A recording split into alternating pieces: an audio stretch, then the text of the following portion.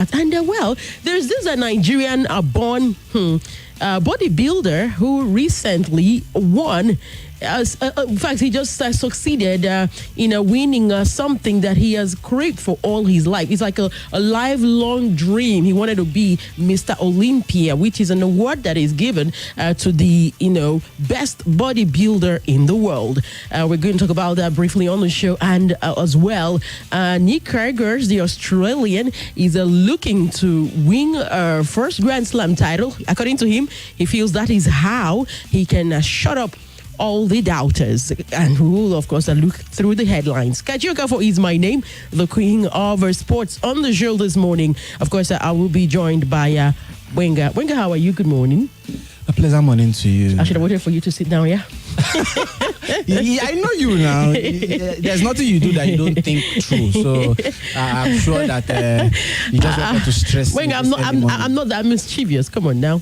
But you're welcome, Wenga. Good to have you around. Okay, so let's start with some of the bigger stories before we get to the headlines. Yes, there's this Nigerian-born Dauda who has won the 2024 Mr. Olympia. And by winning that, he also took home $600,000 US dollars. It's a life-changing thing. Yes, Samson Dauda has clinched the prestigious 2024 Mr. Olympia bodybuilding title, securing the largest prize ever awarded in the sports history. Absolutely. I mean, the earliest I can remember following this was when Arnold Schwarzenegger was doing it. Okay. Okay. Yeah, I fell in love with Mr. Olympia at that time. At that time, okay. But now hearing that a Nigerian is doing it, the money he won. Yes. I even fell in love with more about his relationship with his teammates, or let me say the people he participated with. Yes. Because they were also happy for him. So happy. I mean, he hugged all of them. The synergy was obvious, and honestly, it's all an interesting story. That happiness made me go dig a little bit, and I found out that even his wife also shared in his dreams. At some point post her career, like for years, to be his personal coach, to make sure he doesn't eat anyhow and all of that. This bodybuilding thing, they have awards, diets, a lot of awards like that you can win. It's just like in tennis, you have all the other small awards, but this one is like the Grand Slam. So this is, there's a Mr. Schwarzenegger award. He has won those ones before, but this particular Mr. Like Olympia, exactly, just like winning the Olympic gold. We're very happy for Samson Dauda. And I like it when news like this break out. And even though the person, is gone away from home, just not being around for so long, born in Nigeria, but then by the time you look, you see that at a very young age, he left the country.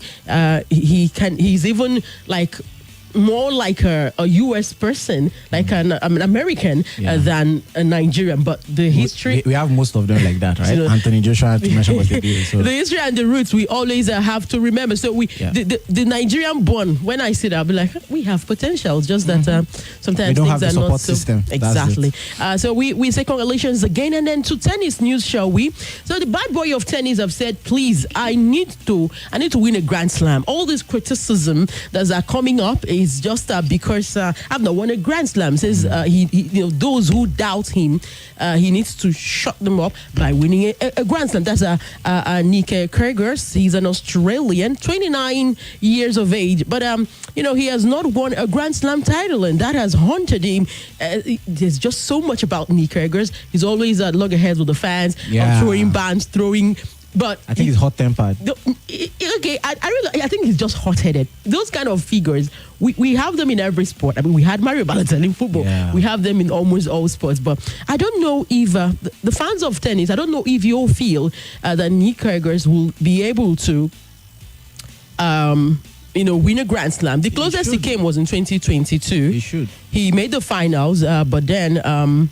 Novak Djokovic defeated him. That was at Wimbledon. I was about to say that he will when these array of stars that we have now leave. Okay, when they leave, like the likes of Djokovic, Nadal, Federer, so it's now his turn. I would want to compare him to the Hurricane of football because he's that good, but yet to win a title. I've watched him several times. He's very good. Nick is good, but his attitude. Oh my days. Anyway, but sometimes that attitude spurs you to do good things. Case in point, Diego Costa. There's certain players who thrive on that energy, and it helps them perform. Okay, now the problem is there are other stars in tennis, who are doing way better. Like he sets guys who are doing way better. All the Yannick Skinners of this world, Medvedevs of this world. We don't want to mention Alcaraz. That's just he's the newbie, but he's trying to overshadow everybody. So I don't know the chances of Nick Kyrgios in that set. You can even mention Dominic Thiem, but his injury history. Let's take him out. Yeah, but I think the simplest way to say it is he tends to go the distance. He tends to reach the semifinals. I mean, you just said it just 2 years ago he got to the final. So he's come close in recent times, and I think most of the hurdles he's faced at the likes of Djokovic and Federer and Nadal. So Nick Kyrgios, all right, we'll see about that.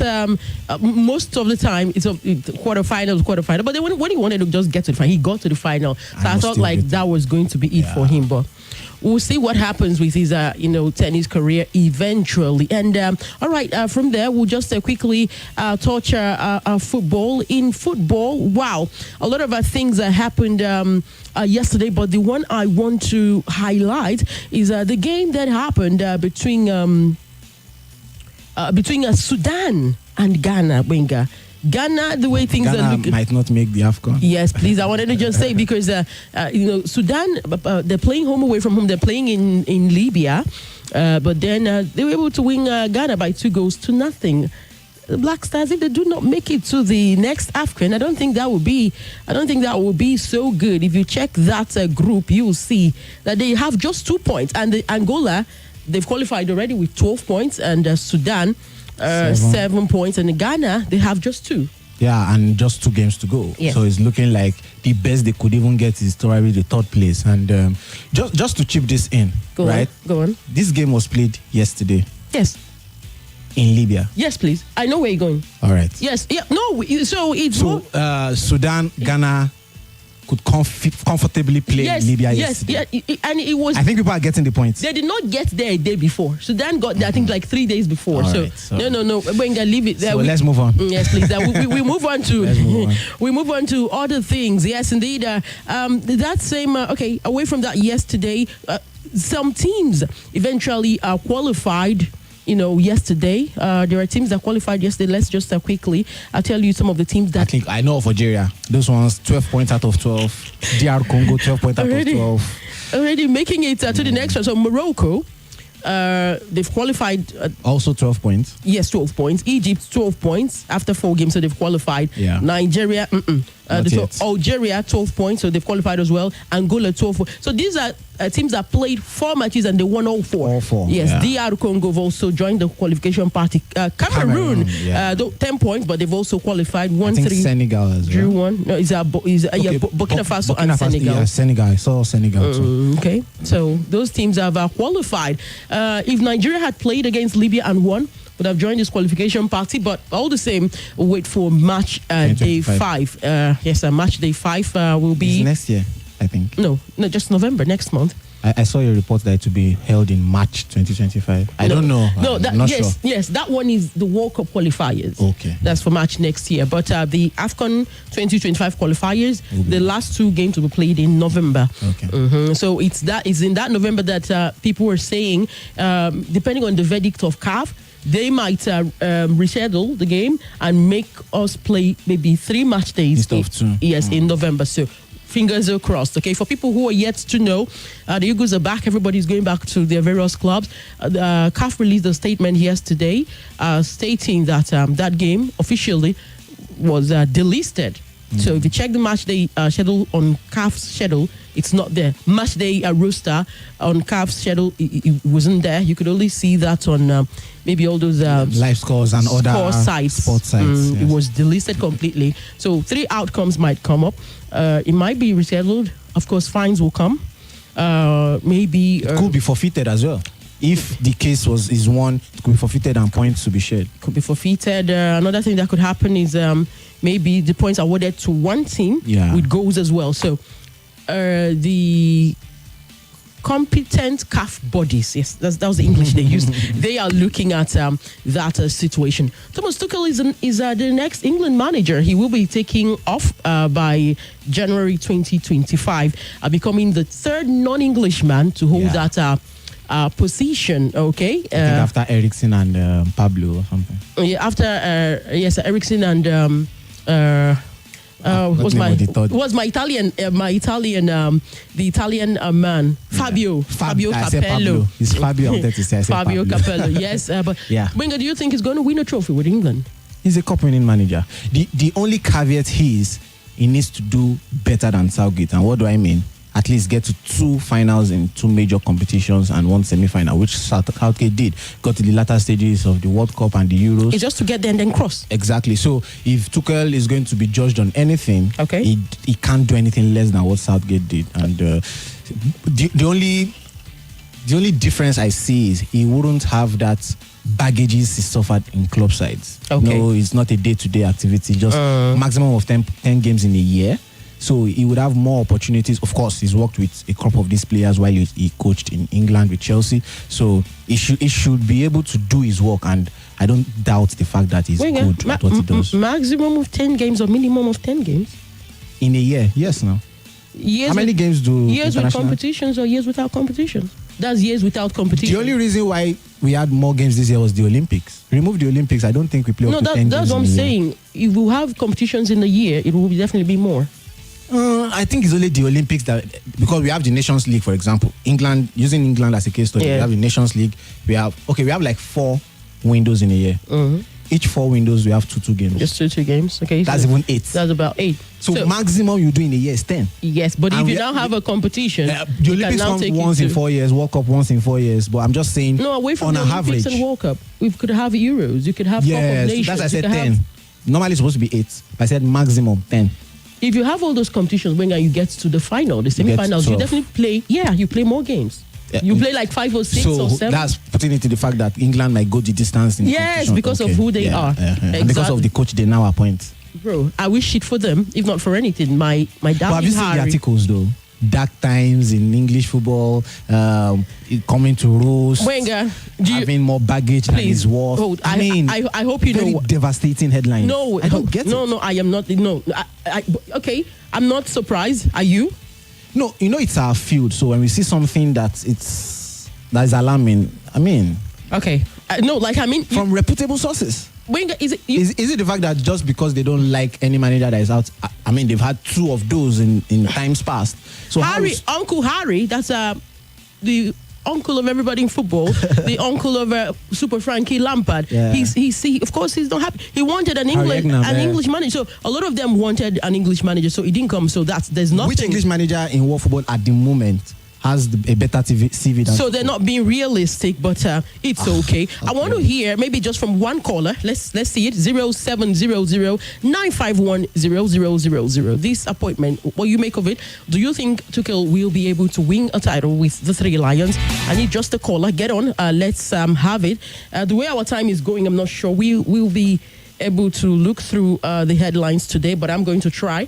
Once I get a caller, would hear from you quickly now. Do you think Thomas Tuchel will be able to win? On Daily Trust today, Tuchel signs contract to become England new manager. That's what's left there. And then Ghana left frustrated after Sudan defeat in Group F. I gave you highlight of that story. And I don't know what it will be like if they eventually do not make it to the AFCON of next year. NAS condemns and probes the ill treatment of Super Eagles in Libya. Of course, away from federation to federation, football team to football is become a national issue. Yeah. Hello, good morning. Hello, good morning. Yes, good morning. My take is on the match between Nigeria and Libya. Hello? Hello, you said? Can you hear me? Yes, we can hear you. I think my take is on the match between Nigeria and Libya. So does it mean that we are going to play 2 matches by November? That's what you have to wait for CAF. It's not us that will determine that. We don't know yet, so we are waiting for updates. It's not. That's why we gave you that update. We wait for CAF's decision. They have said competent bodies are looking at the reports that will be filed in by both Of course, everybody. You think Libya don't want to sue us? Libya want to. They are disappointed. They first brought out a statement before CAF. they sued for legal proceedings against and Nigeria. They were going to work Nigeria They were over. dressing up. They were ready to take. Until CAF said, "You referees go back to your countries." All right. Yes, indeed. This is where we'll get to draw the curtains on today's edition of The Drive. But let me quickly just let you know that on Vanguard Sports, yes, just the back page, you would see Sudan shocked Ghana in Benghazi, and you also see fixtures of today's matches, including the NPFL and results of matches that were played yesterday. Libya to sue NFF over AFCON qualifier boycott. You know, the dailies, they have interesting stories today, but this is where we draw the curtains. Thank you, Wenga, for joining up. Thank you so much for having me. All right, in the evening, you do well to join us 7 p.m. for Football Frenzy. Kachioka for is my name. Enjoy the rest of our broadcast on Nigeria Info 95.1, your Let's Talk station. Good morning, good morning. Boom, chaka-laka, laka, laka. Sports after this. This is a paid announcement. Hello, Abuja. This is Nigeria Info.